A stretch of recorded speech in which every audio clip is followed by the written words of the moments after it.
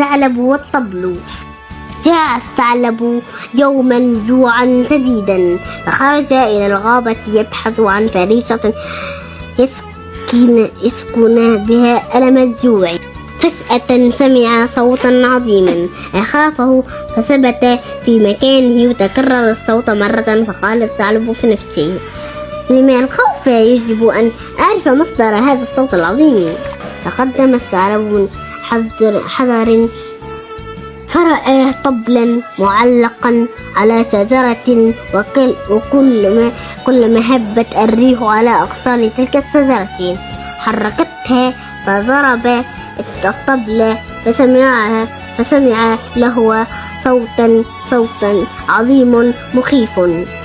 توجه الثعلب نحو الجسم المعلق، ولم اقترب منه وجده ضخما، فظنه ممتنزا سحما لحما، فسال لعابه وعلل نفسه بغذاء شهي، فتسلق الشجرة بصعوبة، وعلج الطبل حتى تمكن من إسقاطه بعد جهود ومشقة.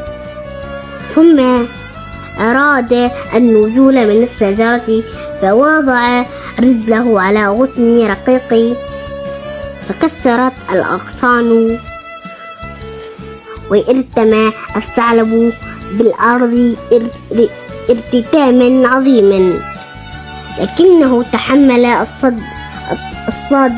الصدمة ولم يبدأ ألمه بما أنه سيشبع بطنه باللحم والسحم. اقترب من الطبل وعلجه بمخالبه حتى سقه، ولما رآه الجواف لا شيء فيه تحاسر وندم على الجهودة التي بذيلها التي ذهبت أدراج الريح، وقال: كم هي الأشياء التي يخدعك منظرها، وهي في الحقيقة جوفاء النفع فيها.